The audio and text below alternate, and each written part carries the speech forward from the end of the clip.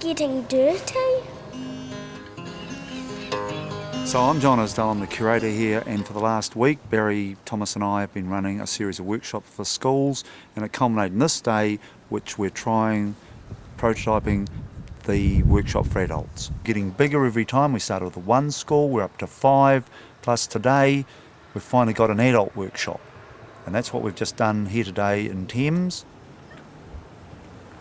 So where we're working is one of the oldest educational buildings in Thames. The old Thames School of Mines didn't have to build a building, they came into a Sunday school that was here.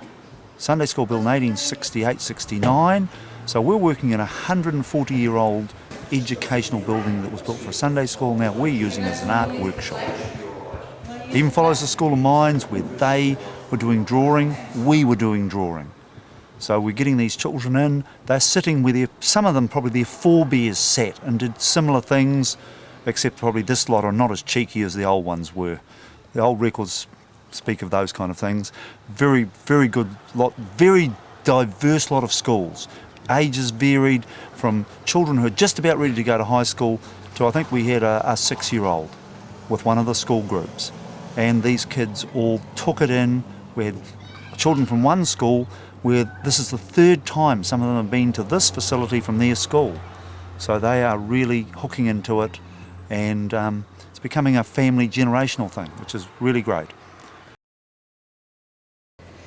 And the beauty about this process is that the colours naturally complement each other, so you can't stuff it up. So it kind of removes, and it also, the visceralness of the process, it's nice and slow, and before people know it, they're putting stuff on paper, which is the very thing they swore they wouldn't do. And the primitiveness of the materials removes a whole lot of expectations about results, and so you can just play, which is the greatest thing. Oh, having a play. I'm all right, I've had lunch now. He's good, yeah, it's good enough. Don't you guys stop for lunch? Yeah, we had ours. So this is the first time you made me paint, Barry? I mean, I did it at college, but I've never painted since. But I draw a lot. I draw with pen, so I like that. But Is it the first time you made paint? yeah. I've never made paint. But this has an alternate, another thing. I'm off to the Cook Islands in a couple of weeks' time. I'm spending 3 months up there with my daughter, who has just taken up art. And I think this is right on, you know. I mean, this is what they used in tapa cloths and all that type of thing, didn't they?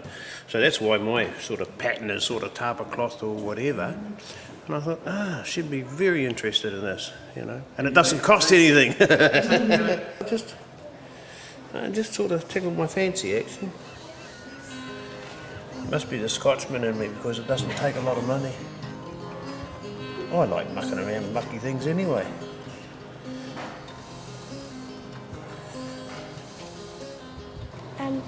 We made a sea with 3 fishes. Like, that's the mum, and that's the little baby fish. I like the sensual experience about it all. Same as the other lady said, the primitive experience. It's quite, I mean, the colours. It's actually quite sensual, quite sort of. Yeah.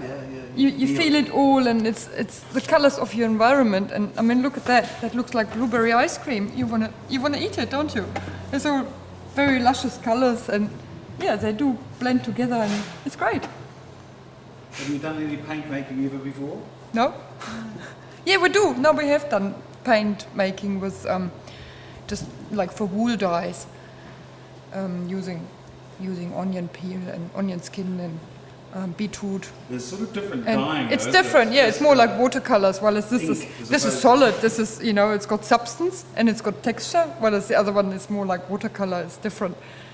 Yeah, but it's still good colors. All the natural colors in wool, they come out very nicely too. And the ferns and the bits you can get from the roadside. And I mean, to get the materials, that will be fun too. Yeah, it's a down to earth thing. That's probably the nice thing about it. That you don't, I mean, today society's like you go and buy things and this you do yourself. It's good.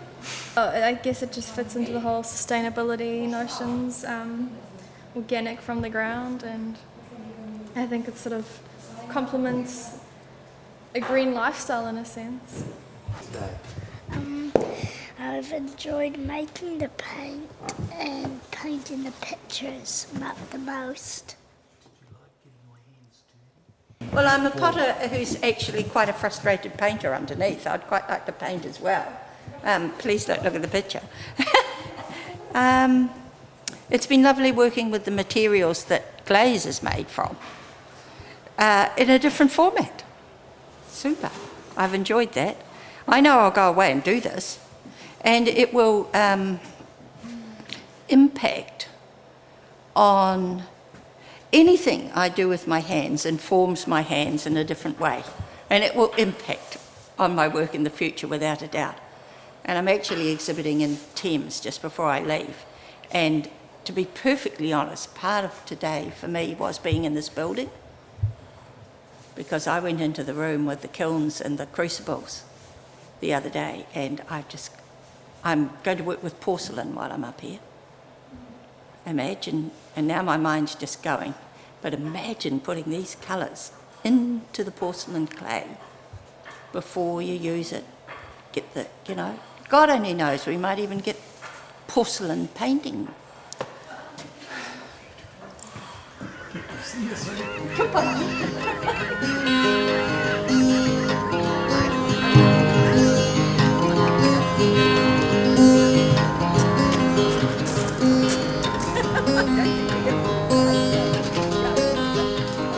Was an ocean, land uplifted high. So said Abel Tasman as he sailed on the west coast down to Murderer's Bay.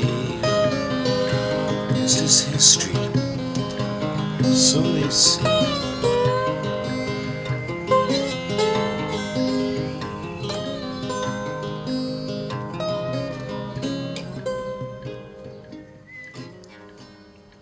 These are the yarns we spin and weave in the fabric we call kiwi.